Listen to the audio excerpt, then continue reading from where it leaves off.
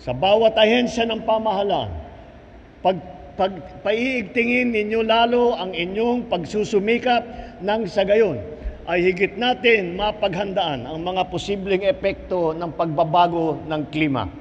Alam natin palakas ng palakas ang mga bagyo at palaki ng palaki ang pinsalang iniiwan nito.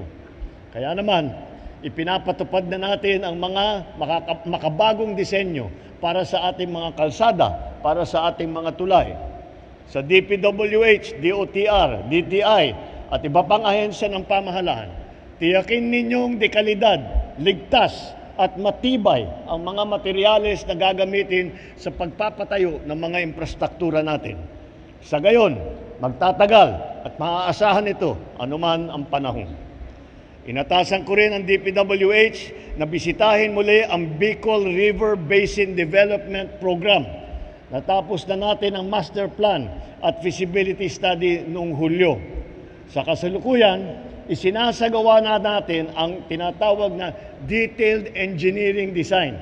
Ibig sabihin, dinidesign na talaga at ito na, hindi na yung konsepto lamang, kung hindi talaga yung drawing na yung ano yung itatayo natin.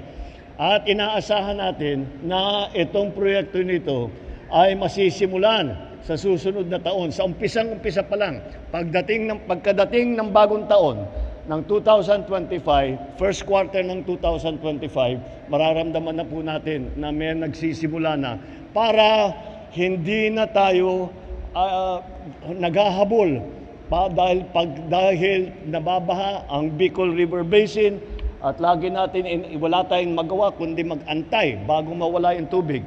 Kapag nabuo po natin itong proyektong ito, unang-una, hindi na masyadong babaha at pangalawa, kung babaha man, ay mas mabilis ang labas ng tubig para lahat ng naapektuhan ay matulungan natin kaagad.